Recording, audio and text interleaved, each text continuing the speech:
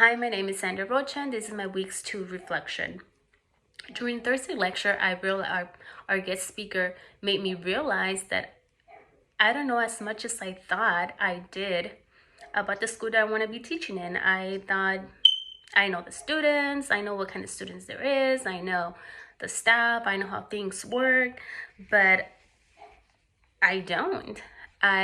He presented us with the school, with the California school dashboard that gives us all the information of how many students are enrolled in the district, how many students are per class, how many students are English language learners, how many students are English speakers, and it's a lot of information. And all this information has to be considered when you are trying to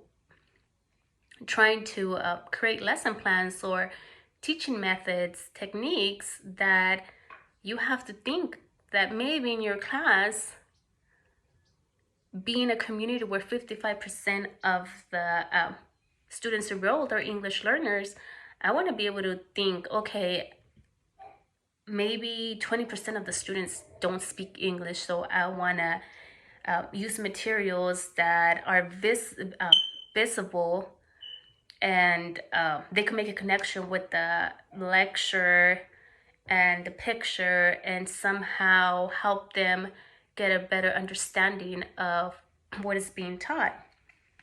On the policy map, I was able to see education, health,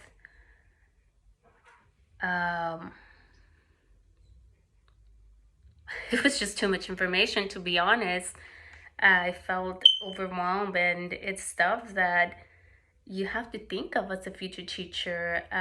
It's not just going into a class and thinking, oh, I'm just gonna do this lesson plan, and not taking consideration that there is people with different backgrounds, and that website's actually really helpful.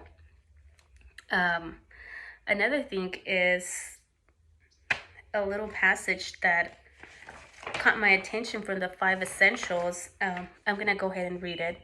It says, lack of self-reflection allows dominant group members to live with the delusion that simply being nice means they have no connection to racism, sexism, or other forms of social inequalities in our society, and therefore have no responsibility to work towards the solution. I could say that I've done that. I feel that as a person, if something happening like racism, it's not aimed towards me, I don't have to do anything to fix it.